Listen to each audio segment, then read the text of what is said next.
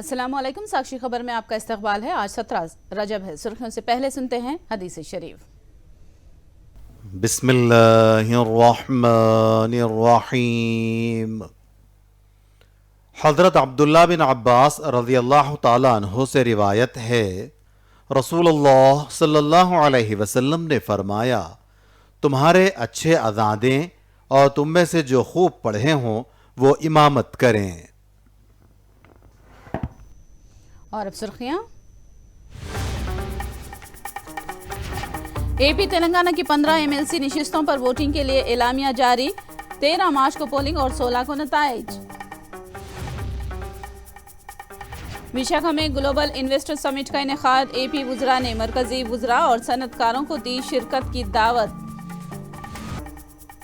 और अब तफसील। दोनों तेलुगु रियासतों में एमएलसी इंतखाबात के लिए नोटिफिकेशन जारी किया गया है। एपी में 13 और तेलंगाना में 2 एमएलसी नशिस्तों के लिए इंतखाबात के लिए मरकजी इंतखाबी कमीशन ने एलामिया जारी कर दिया है, जिसमें 8 मजालिस मुकामी के तहत और 3 ग्रेजुएट कोटा के तहत और 2 टीचर्स कोटा की नशिस्तें शामिल हैं। 13 मार्च को वोट डाले जाएंगे और 16 मार्च को वोटों की गिनती होगी।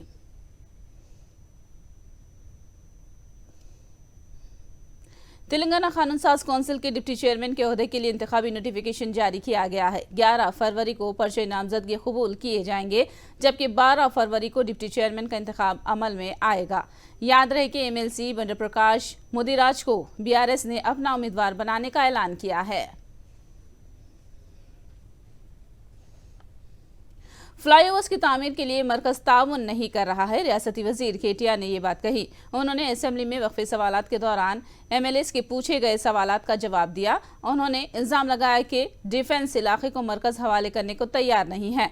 उन्होंने कहा कि सड़कों पर रखना डालने वाले मंदिरों और इबादत गाहों को हटाया जाएगा, जिसके लिए कानून साजी करने का भी अज़्म जाहिर किया। धूल गिरफ्त व गुब्बार का शिकार मंदिरों को दूसरी जगहों पर मुंतकिल करने की बात कही। నిజామాబాద్ హైవే ఏదైతే ఉందో, నాగ్పూర్ వైపు పోయే హైవే ఏదైతే ఉందో, అక్కడ ప్రధాన అవరోధం అధ్యక్ష ఈ డిఫెన్స్ వాళ్ళు. అక్కడ ఫ్లైఓవర్ కట్టడానికి, ఒక స్కైవే కట్టడానికి ఎట్లా అయితే పివి నరసింహారావు ఎక్స్ప్రెస్ వే ఉన్నదో అదే పద్ధతిలో ప్యాట్నీ నుంచి సుచిత్రా దాకా ఫ్లైఓవర్ కట్టడానికి, ప్రభుత్వం స్కైవే కట్టడానికి సుముఖంగా ఉన్న కేంద్ర ప్రభుత్వం సహకరించడానికి ముందుకు రావడం లేదు. ఇది నిజంగా కూడా ఒక రకంగా బాధాకరం, సిగ్గుచేటు కూడా అధ్యక్ష. ఎందుకంటే ప్రజలకు సంబంధించిన అవసరాలు, ప్రజలకు సంబంధించిన మరి కార్యక్రమాల విషయంలో కూడా ఈ రకమైన వివక్ష, ఈ రకమైన కక్ష వారికి కూడా మంచిది కాదు కేంద్ర ప్రభుత్వానికి. ఎందుకో అధ్యక్ష, 7-7.5 ఏళ్ల నుంచి ఎన్ని విజ్ఞప్తులు చేసినా 4 మంత్రులు మారారు అధ్యక్ష. అరుణ్ జైట్లీ గారు, మనోహర్ పారికర్ గారు, సుష్మా గారు, తర్వాత నిర్మలా గారు, ఇప్పుడు ఎవరున్నారు అధ్యక్ష, వారు అందరినీ అడిగినాం అధ్యక్ష. కానీ ఎందుకో వారికి మనసు రావడం లేదు, వారు ఇవ్వడానికి ఒప్పుకోవడం లేదు అధ్యక్ష. కావాలంటే పంచాయతీ పెట్టొచ్చు. నిజానికి డిఫెన్స్ ల్యాండ్స్ ఏవైతే హైదరాబాద్లో ఉన్నాయో ఇవేవి కూడా ఏలియనేట్ కాలేదు సార్. ఇవేవి కూడా నిజానికి వారికి ఇంకా రాష్ట్ర ప్రభుత్వం దఖలు పరచలేదు.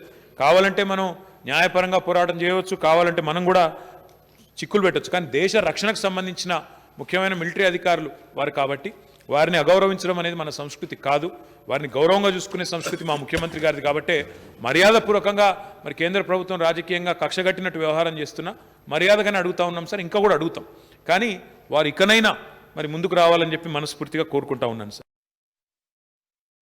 మతపరమైన నిర్మాణాలు, గుళ్ళు కావచ్చు, మసీదులు కావచ్చు, చర్చిలు కావచ్చు, మరి ఎక్కడెక్కడైతే అడ్డంకిగా ట్రాఫిక్కి, ఇట్లాంటి రహదారుల విస్తరణకు అడ్డంకిగా ఉన్నాయో వీటి విషయంలో చట్టం చేయాలని కోరారు. తప్పకుండా పరిశీలిస్తాం అధ్యక్ష. ఎందుకంటే నిజంగా కూడా వారు చెప్పినట్టు ఏ దేవుడు కూడా దుమ్ము ధూళిలో ఉండాలని కోరుకోడు అధ్యక్ష. భక్తులు కోరుకోరు, దేవుడు కూడా కోరుకోడు. కాబట్టి తప్పకుండా పరిశీలిస్తాం అధ్యక్ష. ఎందుకంటే గుజరాత్లో కూడా వారు చెప్పినట్టు గతంలో అప్పుడు ప్రధానమంత్రి గారు ముఖ్యమంత్రిగా ఉన్నప్పుడు గుజరాత్కి ఒక చట్టం చేసినట్టు మాకు కూడా తెలుసు అధ్యక్ష. కాబట్టి తప్పకుండా పరిశీలించి మరి గౌరవ శాసనసభ దృష్టికి తీసుకొచ్చి ఆ కార్యక్రమాన్ని కూడా ముందుకు తీసుకొని పోతాం అధ్యక్ష. अवामी मसाइल पर सवाल करने पर बीआरएस कायदीन बर्दाश्त नहीं कर पा रहे हैं। टीपीसीसी सदर रेवंत रेड्डी ने ये बात कही। उन्होंने कहा कि सियासत में तनकीदें मामूल की बात है, लेकिन हुकूमतें जवाबदाह होती हैं। रेवंत रेड्डी ने कहा कि इस यात्रा के जरिए वो केसीआर को इख्तिदार से बेदखल करके ही रहेंगे। उन्होंने कहा कि यात्रा के दौरान अवाम से वसूल करदा गुजारिशात को इंतखाबी मंशूर में शामिल किया जाएगा।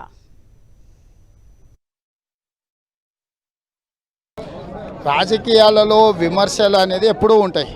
అవి సహేతుకమైనయా కాదా అనేది ఇక్కడ చర్చ. మేము లేవనెత్తుతున్న అంశాలకు ప్రభుత్వము సమాధానం చెప్పాల్సిన అవసరం ఉంది.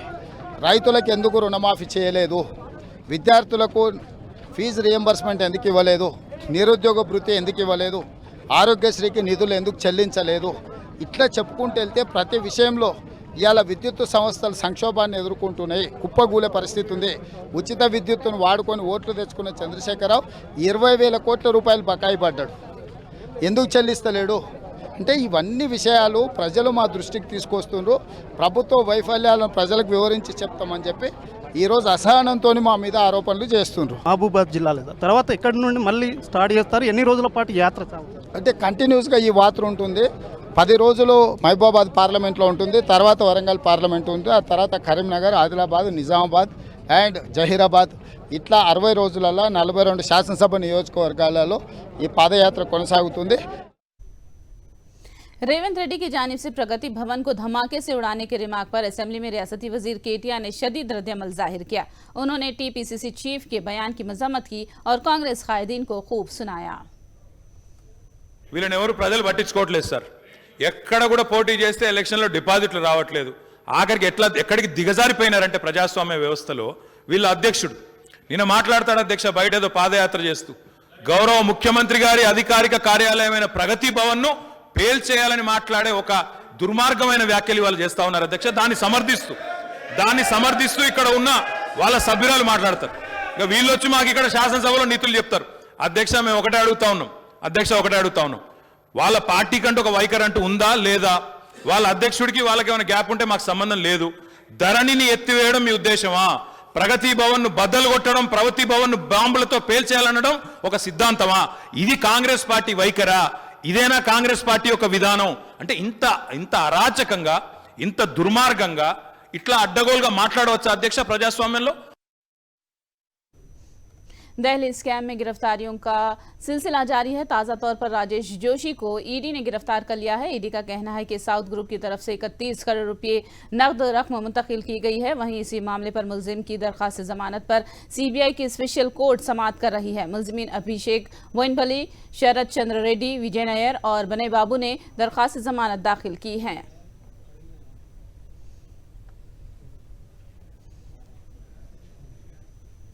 तेलंगाना एमएलएस खरीदारी मामले में सीबीआई ने जांच तेज कर दी है। केस से मुतालिक तफसीलात हवाले करने के लिए सीबीआई ने रियासती हुकूमत को अब तक 6 मकतूब रवाना कर चुकी है, लेकिन हुकूमत ने अब तक कोई जवाब नहीं दिया, तो सीबीआई अगली कार्रवाई की तैयारी कर रही है। 91 सीआरपीसी के तहत सीबीआई एक और बार हुकूमत को नोटिस देने जा रही है। अगर इस नोटिस पर भी हुकूमत का रद्दअमल नहीं आता है तो सीआरपीसी 93 के तहत कोर्ट से वारंट की इजराई पर गौर कर रही है। अगर हुकूमत जवाब नहीं देती है तो तौहीन अदालत का मुकदमा दायर करने पर गौर कर रही है। हैदराबाद में डबल डेकर बस की शुरुआत पर हैदराबाद के शहरियों में खुशी की लहर पाई जाती है। एमएचएमडी के हुदूद में 6 बसें मंगवाई गई हैं, जिसमें से 3 शहर को आ चुकी हैं और अपने खिदमत का आगाज कर दिया है। डबल डेकर बैटरी की बसें 2.5 घंटा चार्ज करने पर 150 किलोमीटर तक मसाफत तय कर सकती है। ये इलेक्ट्रॉनिक बसें आलूदगी से पाक हैं। हैदराबाद शहर में इलेक्ट्रॉनिक गाड़ियों के मरकज में तब्दील हो रहा है। रियासती वजीर केटीआर ने ये बात कही। उन्होंने बताया कि तेलंगाना में कई इलेक्ट्रॉनिक गाड़ियों की कंपनियां सरमायाकारी के लिए सामने आई हैं। माधापुर हाईटेक्स में हैदराबाद ई मोटर शो का केटीआर ने इफ्तिताह अंजाम दिया। ई कंपनी स्टॉल्स का उन्होंने मुशाहिदा किया। इस मौके पर केटीआर ने ई इलेक्ट्रॉनिक बाइक से मुताल्लिक़ जानकारी हासिल की। फार्मूला ई रेस के लिए 3rd जनरेशन कार की रुनुमाई अंजाम दी।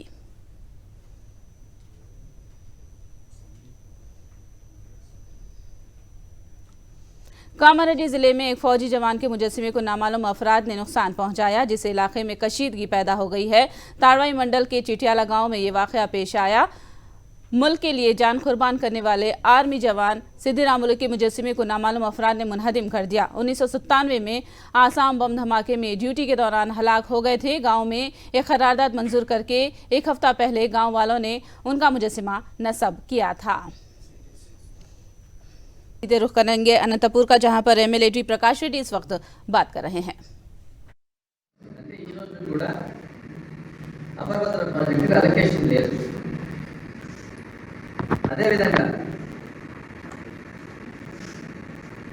పట్టిసీమ డైవర్షన్ ద్వారా ఏదైతే చంద్రబాబు నాయుడు గారు పోలవరాన్ని నిర్లక్ష్యం చేసి పోలవరం ప్రాజెక్టుకి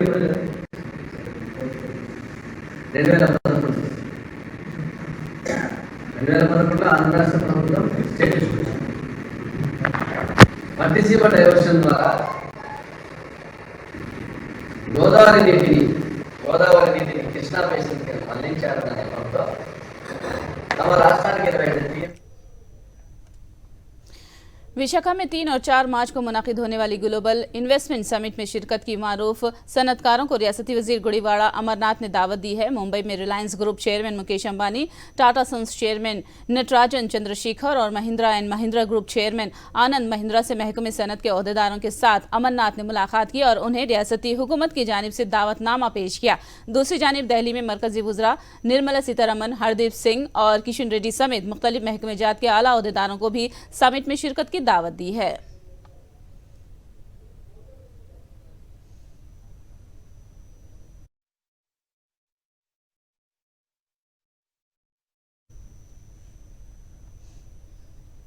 विशाखा के एक इंजीनियरिंग कॉलेज में विशाखा ग्लोबल समिट मुनाकिद करने का जिला इंतजामिया ने फैसला किया है। जर्मन हॉकर्स के जरिए स्टार होटल की तरह तैयारियां करने पर ओहदेदार गौर कर रहे हैं। इस ज़िम्न में इंतजामात का जायजा लेने के लिए वजीर IT गुड़ीवाड़ा अमरनाथ ने तैयारियों का जायजा लिया।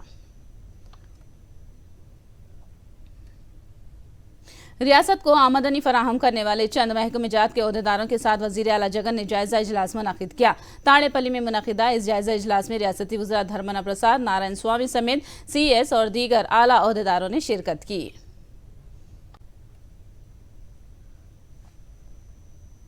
AP में तालीमी साल 12 जून से शुरू होकर अगले साल माह अप्रैल के अवाखिर तक रहेगा। तमाम तातीलात के बाद स्कूल के अयाम कार 220 दिन होना लाजमी करार दिया गया है। कोरोना के बाद तालीम पर असर पड़ने और तालीमी इदारों को बंद करने से तलबा का काफ़ी नुकसान हुआ है। ऑनलाइन तालीम के बावजूद मुतवक्किल नताइज बरामद नहीं हो सके, इसीलिए मियारी तालीम की फराहमी के हवाले से वज़ीर आला जगन मोहन रेड्डी हुकूमत ने तालीमी साल के जून ता अप्रैल करने का फैसला किया है। कल्याण मस्तों और शादी तोहफा स्कीमात की रकूमात में जगन हुकूमत ने भारी इजाफा किया है। साबिक में SC तबके को दी जाने वाली रकम को 40,000 से बढ़ाकर 1 लाख रुपये कर दिया गया है। SC में बैन तबखाती शादी करने वालों को 75,000 रुपये दिए जाते थे और अब ये रकम 1,20,000 तक बढ़ाई गई है। BC तबके की शादियों के लिए 50,000 रुपये और BC बैन तबखाती शादियों पर 75,000 रुपये दिए जाएंगे। अब तक शादी तोहफा स्कीम के तहत अक़लियतों को 50,000 रुपये दिए जाते थे। इस रकम को दोगुना करते हुए जगन हुकूमत ने 1 लाख रुपये कर दिया है।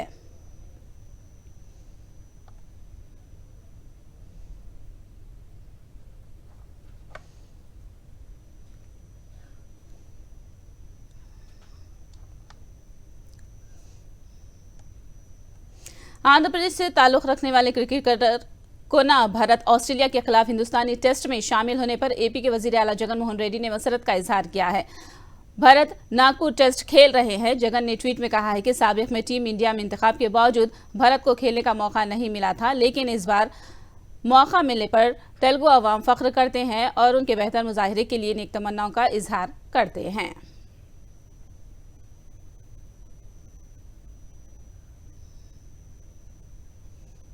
बाबू के झांसे में आकर कोटमरेड्डी श्रीधर रेड्डी ने अपनी जिंदगी को अंधेरे में ढकेल लिया है। रियासती वजीर काकानी गोवर्धन रेड्डी ने ये बात कही। उन्होंने बताया कि कोटमरेड्डी से बातचीत महज रिकॉर्डिंग होने का रामशिव रेड्डी की जानिब से खुलासा करने के बावजूद इल्जामात लगाना मुनासिब नहीं है। काकानी ने आदला प्रभाकर रेड्डी से मुलाकात की। రెడ్డి చేసేటువంటి ఆరోపణలన్నీ అవాస్తవం. ఫోన్ ట్యాపింగ్ అనేటువంటిది జరగలేదు. ఫోన్ ట్యాపింగ్ ఎప్పుడూ ఈ ప్రభుత్వం చేయదు, జరగదు. కాబట్టి జరగనటువంటి దాన్ని జరిగినట్లుగా చిత్రీకరించి తెలుగుదేశం పార్టీలోకి వెళ్ళడానికి రంగం సిద్ధం చేసుకొని వెళ్ళేందుకు ఒక ఆలోచన, వైఎస్ఆర్ కాంగ్రెస్ పార్టీ మీద బురద జల్లి వెళ్ళాలనేటువంటి నిర్ణయం. ఫోన్ ట్యాపింగ్కి నువ్వు చెప్పావో ఆ వ్యక్తే రామశివారెడ్డి నిన్న స్పష్టంగా ఒక ప్రెస్ మీట్ పెట్టి నాకు శ్రీధర్ రెడ్డికి జరిగినటువంటి సంభాషణలో నేను రికార్డ్ చేశాను. ఆటోమేటిక్గా నా ఫోన్లో రికార్డింగ్ ఫెసిలిటీ ఉంది. దానికి సంబంధించి కాంట్రాక్టర్ల మధ్య ఏదో చర్చ వచ్చినప్పుడు దాన్ని నేను పంపించాను. ఇది తిరిగి తిరిగి తిరిగి ఇంత పెద్దది ఫోన్ ట్యాపింగ్ వ్యవహారం దాకా వెళ్తుందని చెప్పి నేను ఊహించలేదు. నేనేదో నమ్మి పంపించినటువంటి దాన్ని నన్ను మధ్యలో ఇబ్బందులు పెట్టేటువంటి ప్రయత్నం, నా ద్వారా నేను చేసినటువంటి దీనికి ప్రభుత్వానికి ఆపాదించేటువంటి పరిస్థితి ఏర్పడిందని స్పష్టంగా చెప్పడం జరిగింది. వైఎస్ఆర్ కాంగ్రెస్ పార్టీ మీద బురద జల్లడానికి శ్రీధర్ రెడ్డి సిద్ధపడుతున్నాడు. కొన్ని అనుకూలమైనటువంటి పచ్చ మీడియా దానికి వంతపాడేటువంటి పరిస్థితి ఏర్పడింది. काकीनाडा जिला पेदापुरम मंडल के रागमपेट में उस वक्त गम की लहर दौड़ गई जब एक तेल की फैक्ट्री में टैंकर साफ करने के दौरान दम घुटने से 7 मजदूरों की मौत वाक़ई हो गई। टैंकर में एक के बाद एक उतरने वाले तमाम 7 मजदूर हलाक हो गए। महलुकीन में 5 का ताल्लुक पाडेरू से है जबकि 2 का ताल्लुक पेदापुरम से है। मुकामी तौर पर कायम अंबटी सुब्बना अनिल ऑयल फैक्ट्री में यह हादसा पेश आया। बताया जाता है कि महलुकीन 10 दिन पहले ही फैक्ट्री में काम से रुजू हुए थे।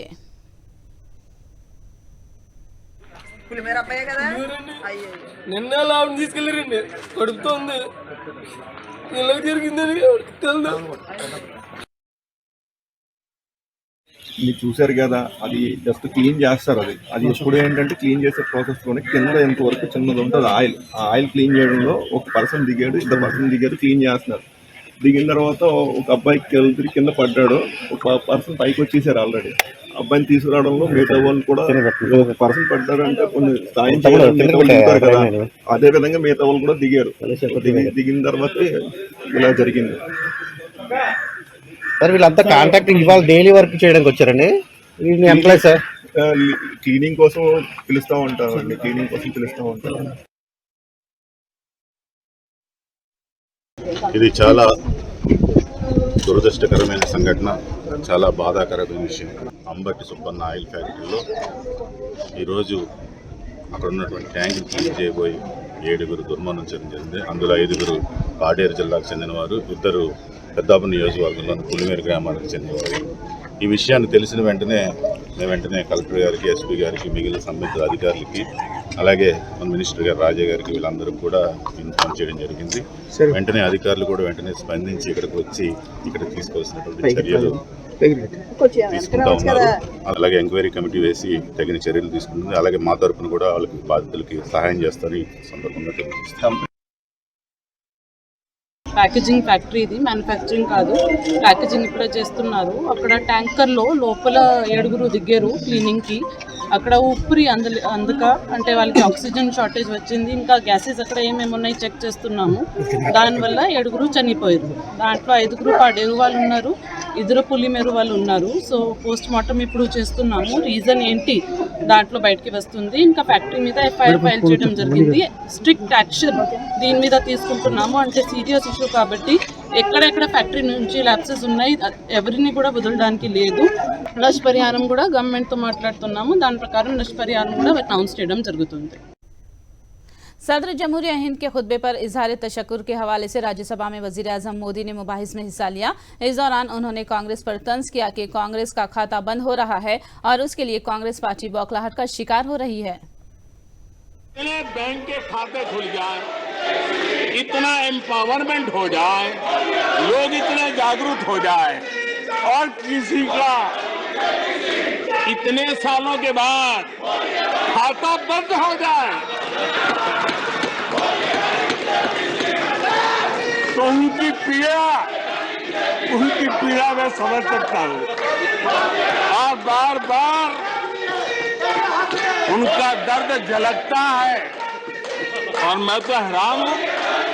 कभी कभी यहाँ तक कह देते हैं एक दलित को हरा दिया, अरे भाई उसी इलाके की जनता जनार्दन है, उसने दूसरे दलित को जीता दिया।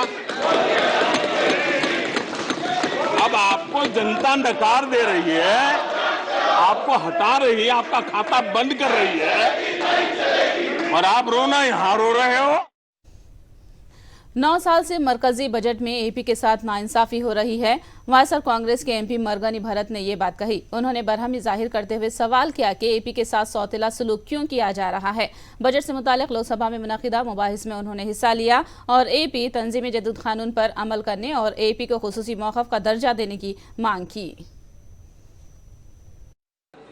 9 years of the budget, there is no prominent allocations for the state, and also that the act is made in this floor of the House, and the government of India should have to honor the act, sir, should have to implement the act, sir. Sir, these and the Prime Minister, Mr. Manmohan Singh, has promised in the floor of the Parliament that in compensation for the bifurcation, Andhra Pradesh will be given the special category status. Sir, secondly, I would like to convey to this House that Article 4, it says that the bifurcated state under Article 3, the supplemental, incidental, consequential measures has to be taken care by the government and the Parliament, sir. Where are all these? I've been asking, sir. Sir, the new railway zone. Sir, the railway zone has to be given to the state of Andhra Pradesh, sir, the south coastal zone, which is also included in the act itself. But 9 years happened, nothing is being done, sir. And regarding the Polavaram project, the Honorable Minister rightly here in this House, sir, Gajendra ji, I'm just requesting you, sir, this is almost 9 years happened. Why is this stepmotherly treatment to Andhra Pradesh, sir? From the people of Andhra Pradesh and on behalf of my Chief Minister, I request Government of India to grant a special category status. Honor the act. Sir, we are like a small baby, sir. I request the Government of India to care us, nurture us with empathy, and with just a father figure is there in front of us, sir. But why the government is not honoring the act, sir? Why the government is not implementing the act, sir? आखिर में सुर्खियां एक बार फिर। AP Telangana की 15 MLC नशिस्तों पर voting के लिए एलामिया जारी। 13 मार्च को पोलिंग और 16 मार्च को नताइज।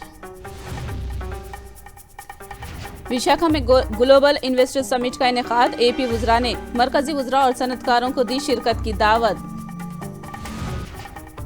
साक्षी खबर में फिलहाल इतना ही। साक्षी टीवी पर खबरों का सिलसिला जारी रहेगा।